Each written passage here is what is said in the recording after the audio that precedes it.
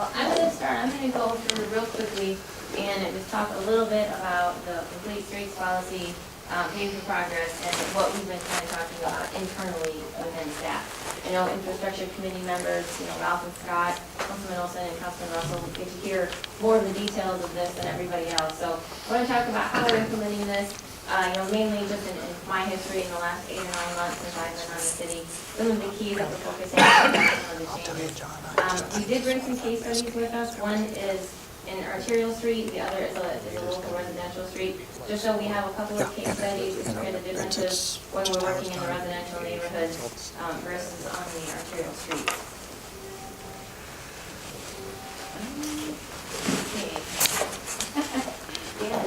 Oh, something's saying you have to click me first. Let me back this off. I apologize. That's okay. All right. Why won't it not let me out? Where's our IT guy? I just want to let it know to go forward. There's something in the background that wants to be clicked. While they're getting that up, I will say that I was very fortunate to be able to have the opportunity to attend the conference yesterday here, Dan, and also spend some time taking him around our projects and talking to him about some of the challenges that we've had and some of the opportunities that we've got in the city. You can click to it now. Yeah. All right. So one of the things that we've been doing is we've kind of really changed our public input process based on some of the challenges. And we felt we needed to pull back. We needed to go back and remind people not just about what we were there to talk about on their project, but remind them on what paving for progress is, how we're spending that money, what the complete street policy is. And this is one of the the key slides that we talk about now is that paving for progress is with the local option sales tax is a very unique funding asset that we have for this city. And I work with public works directors in cities all across the country. Everybody is struggling with not having enough money to replace their infrastructure. And we are one of few communities that really have a dedicated pool of money towards fixing the roads, just to fix the streets. That's not competing pool of money that's competing for all of the other infrastructure projects. And I think that's important for people to realize that. We also talk about the condition of the streets and that really this program is very necessary. We've got a lot of streets that need attention, and the paving for progress is really are a great start for us in the community. We show a map of the projects that we've got going. So this is just our phase 1 plan. So everything that is a green dot or a green diamond is projects that are completed or nearly completed. The orange ones are in our phase 1 plan, which takes us through 2018. So while we have a long-term plan that takes us all through the 10 years, we've really focused on the phase 1 of that plan through 2018, knowing that we're going to have to continually make changes to this plan as we get the bids in for projects on where the costs land, projects change, what we thought we might be able to reconstruct, we're going to have to redo, and ones that we thought are going to need major reconstruction, maybe we can get by with a more cost-effective procedure on those. Paving for progress at a glance. So projects completed in 2014, we had 17 projects. Most of those were the quick start projects, ones that we could easily get to, and they didn't take intensive design.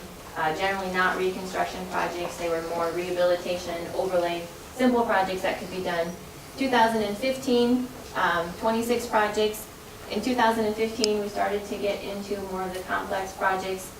You'll see those increasing as we go forward.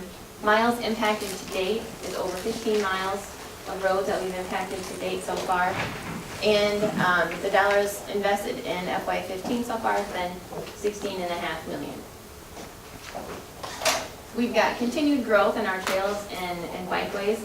I think this is a very positive slide for the community when Dan says the progress that we're making in this community, where you see where we started just a few years ago, particularly on the bikeways. We had less than a mile of on-street bikeways just back in 2009. That's not very long ago.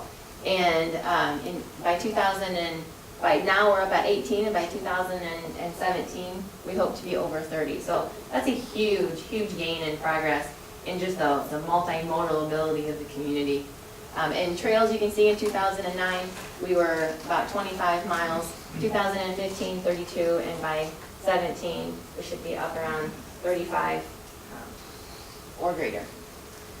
The complete street policy, again, this is another one of the slides that we've begun showing to all of the public in our public meetings, is just to go back and talk about what is the complete street policy, why are we doing this, what is some of the feedback that we've got from the residents in the past. You know, this really came out of a desire by the community.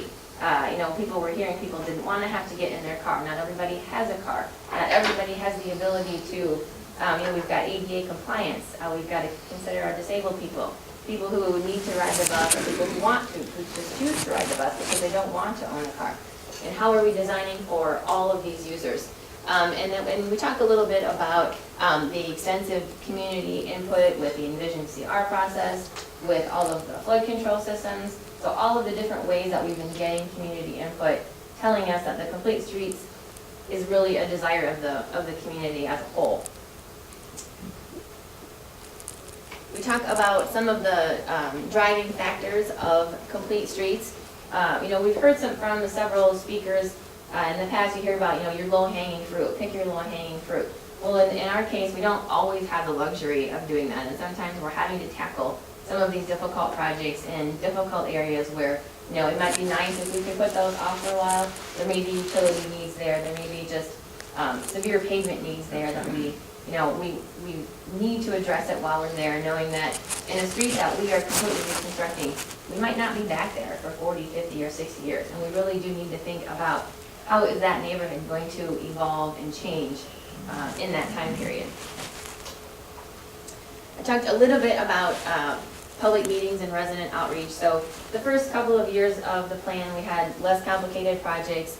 We were really doing open house formats, no formal presentations, which worked well. You know, we'll continually learn and grow and make modifications as we move forward.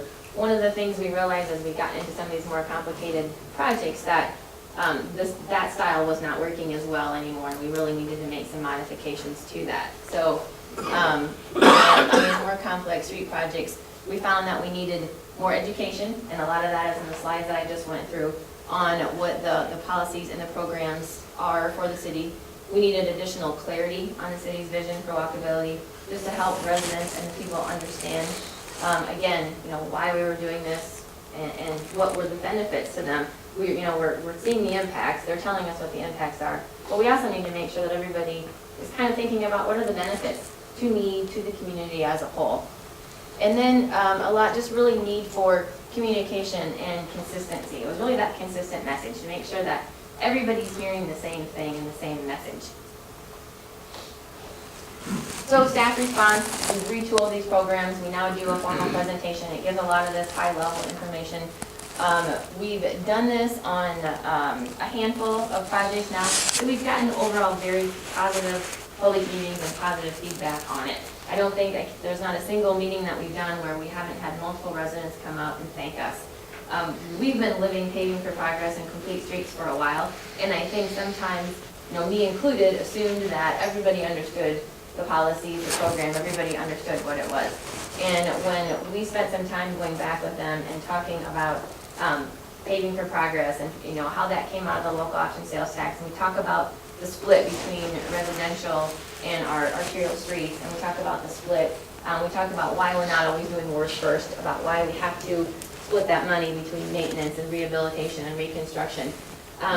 We always get multiple people after those public meetings coming up and thanking us for giving them that information that they, you know, they just didn't fully understand that. You know, the worst first streets concept is a very hard one for people to get. My street is worse than the street you're fixing. Why aren't you fixing my street?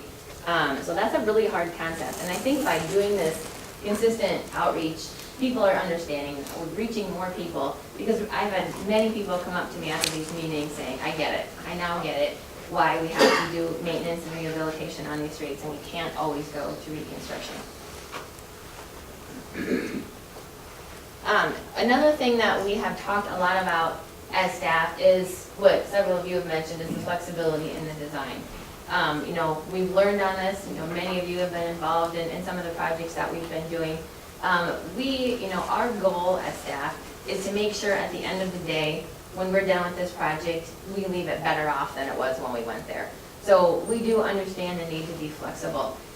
We're looking at setting the goals and priorities of these projects as we start them and evaluating where they are, what connectivity is needed. It's different for every street, it's different in the neighborhood, but we do need to look big picture at what we're willing to be flexible on versus what we feel is really important. So if we are on an arterial street, which is one of the ones that you have in front of you that has 2 major high schools on it, having multi-modes of way to get there, having teenagers be able to bike to school or walk to school is really important. We don't want everybody who has to get to those schools to be on a car. And we realize that there's going to be a lot of traffic on that.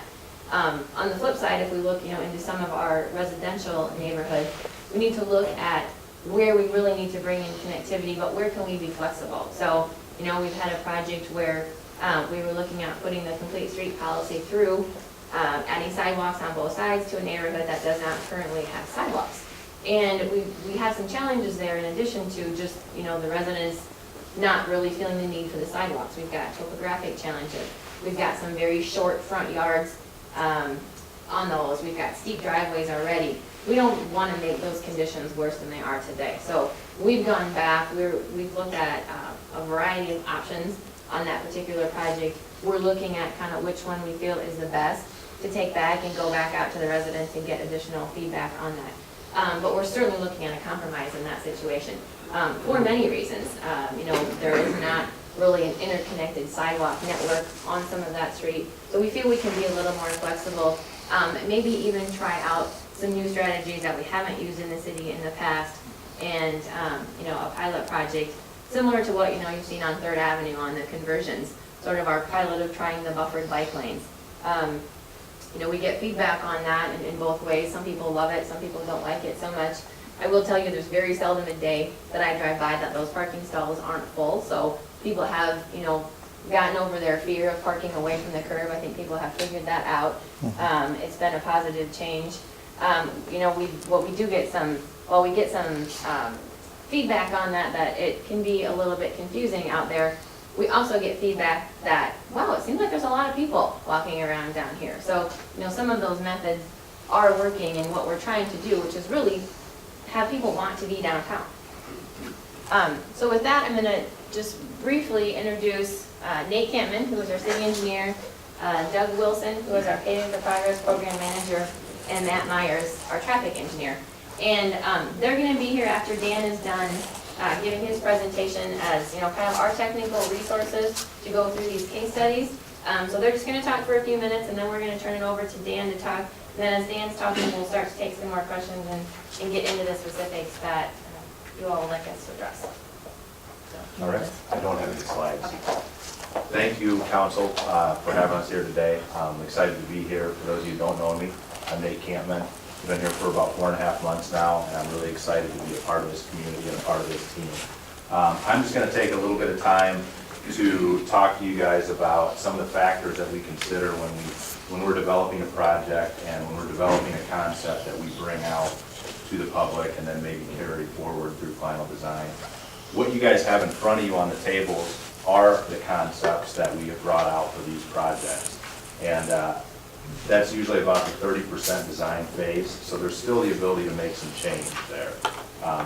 So I'm going to talk a little bit about complete streets and some of the factors that we consider that align with the philosophy of complete streets, and then Matt's going to talk a little bit about some of the operational considerations. Doug will dive into a brief overview of the case study. So to start, I'm going to read the policy goal, which is the first paragraph on the policy that was adopted in July 2014, because this really sums it up. This is really what it's all about. So here we go.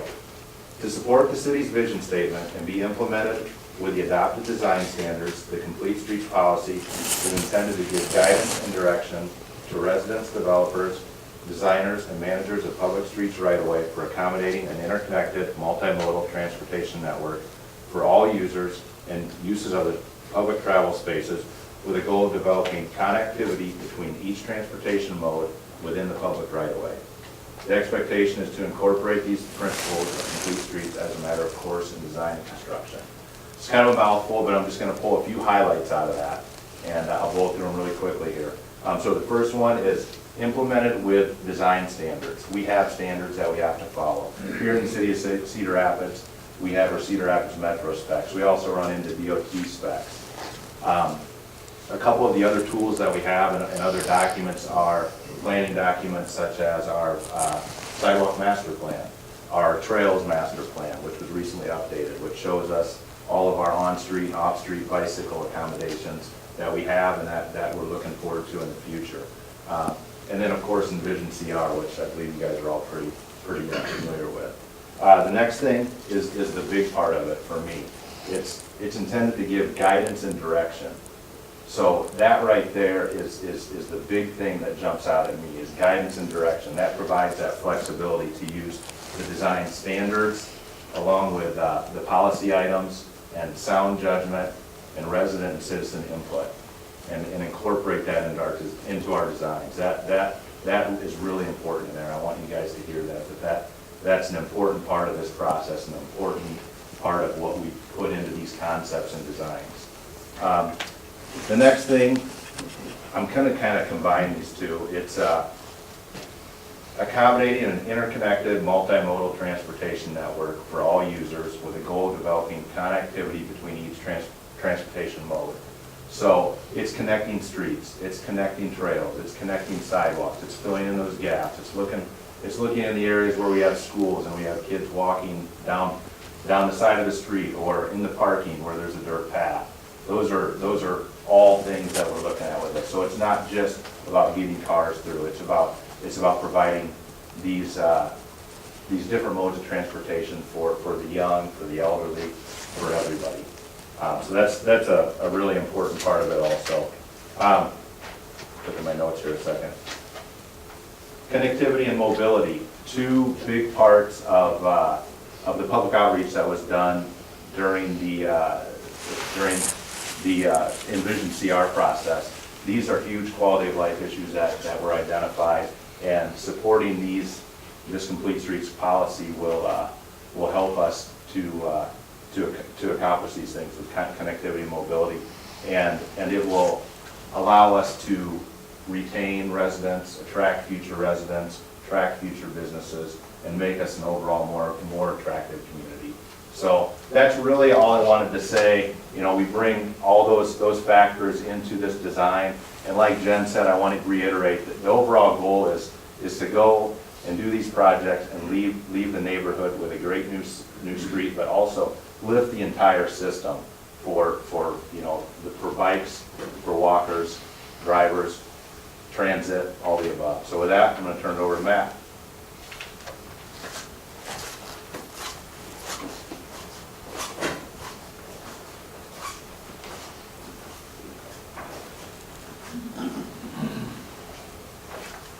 Well, I get the distinct privilege of, we talk about design, we talk about planning, but in the end, it kind of gets open to the public. And so my viewpoint is more practical and more operations oriented. If I can't lead somebody through a design after it's been built, we've kind of failed for the most part.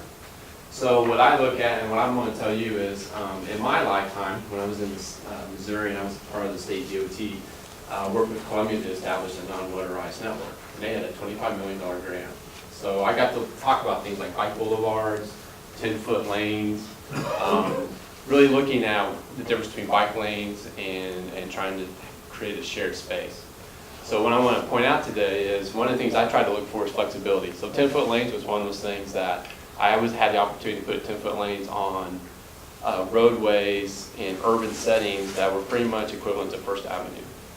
So about 25,000 cars a day, with signals every 600 feet, and we use 10-foot lanes to help us create, some flexibility and some opportunity to do things for bikes and pedestrians if we could.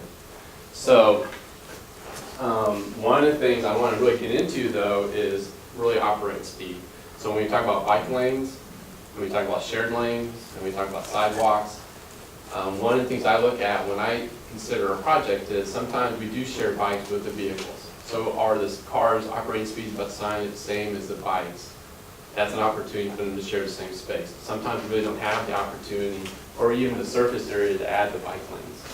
The other thing that you have to keep in mind though is that if you're a biker, most of the time people want bike lanes. They want that separated space. You know, I've actually bicycled across Kansas and I appreciated when I had those times when you could get out from in front of a semi. So when we had the opportunity to create the bike lanes, that's something that's very important and very strategic, and we look for that as well. The other thing that I look at when I look at these plans, and you have one, it's on 42nd Street. We had the signals at the interstate, and so when we are talking about adding bike lanes to signals, I start thinking about, you know, for most times engineers talk about delay, but one of the things I keep back to is more operational. Are we going to generate queues? Are we going to generate operations that are going to be really hampered?